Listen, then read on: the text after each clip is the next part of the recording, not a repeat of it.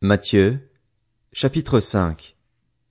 À la vue de ces foules, Jésus monta sur la montagne. Il s'assit et ses disciples s'approchèrent de lui.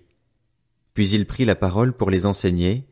Il dit, « Heureux ceux qui reconnaissent leur pauvreté spirituelle, car le royaume des cieux leur appartient.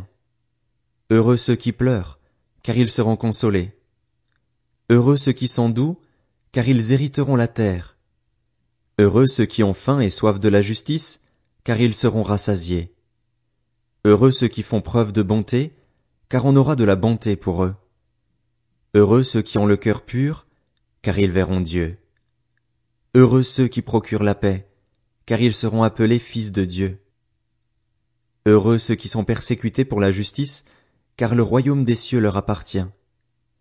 Heureux serez-vous lorsqu'on vous insultera, qu'on vous persécutera et qu'on dira faussement de vous toutes sortes de mal à cause de moi.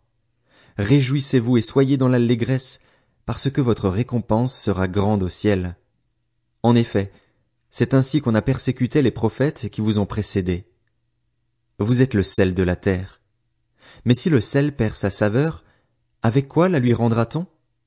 Il ne sert plus qu'à être jeté dehors et piétiné par les hommes. Vous êtes la lumière du monde. Une ville située sur une montagne ne peut pas être cachée, et on n'allume pas non plus une lampe pour la mettre sous un seau, mais on la met sur son support et elle éclaire tous ceux qui sont dans la maison. Que, de la même manière, votre lumière brille devant les hommes afin qu'ils voient votre belle manière d'agir et qu'ainsi ils célèbrent la gloire de votre Père céleste. Ne croyez pas que je sois venu pour abolir la loi ou les prophètes. Je suis venu non pour abolir, mais pour accomplir. En effet, je vous le dis en vérité, tant que le ciel et la terre n'auront pas disparu, pas une seule lettre ni un seul trait de lettre ne disparaîtra de la loi avant que tout ne soit arrivé. Celui donc qui violera l'un de ces plus petits commandements et qui enseignera aux hommes à faire de même sera appelé le plus petit dans le royaume des cieux. Mais celui qui les mettra en pratique et les enseignera aux autres, celui-là sera appelé grand dans le royaume des cieux.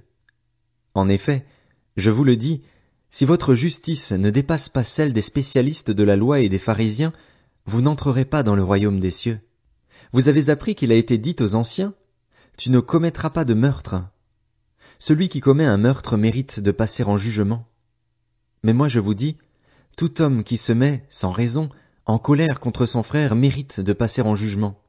Celui qui traite son frère d'imbécile mérite d'être puni par le tribunal, et celui qui le traite de fou mérite d'être puni par le feu de l'enfer. Si donc tu présentes ton offrande vers l'autel et que là tu te souviennes que ton frère a quelque chose contre toi, laisse ton offrande devant l'autel et va d'abord te réconcilier avec ton frère, puis viens présenter ton offrande. Mets-toi rapidement d'accord avec ton adversaire, pendant que tu es en chemin avec lui, de peur qu'il ne te livre au juge, que le juge ne te livre à l'officier de justice et que tu ne sois mis en prison. Je te le dis en vérité, tu n'en sortiras pas avant d'avoir remboursé jusqu'au dernier centime.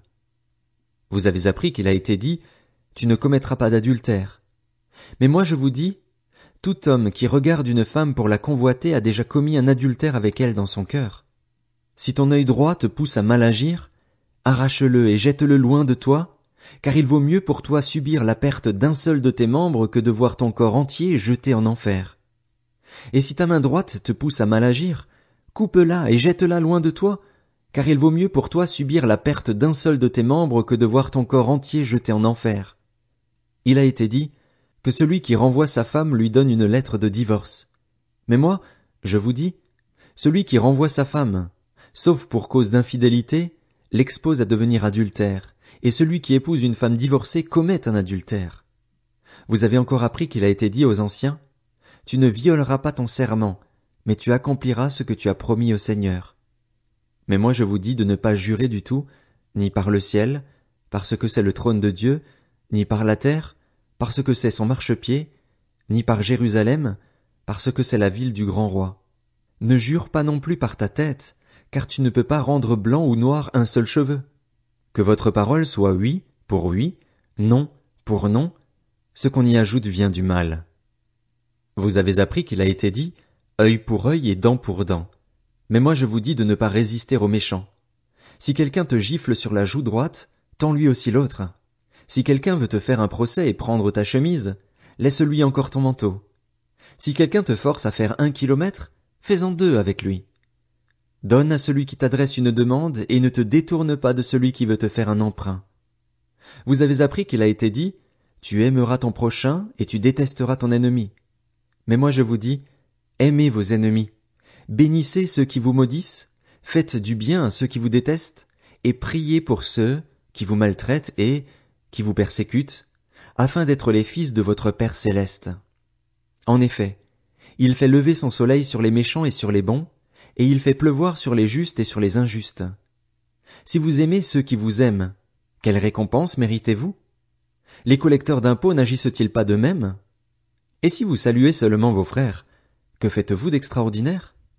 Les membres des autres peuples n'agissent-ils pas de même? Soyez donc parfaits comme votre Père céleste est parfait.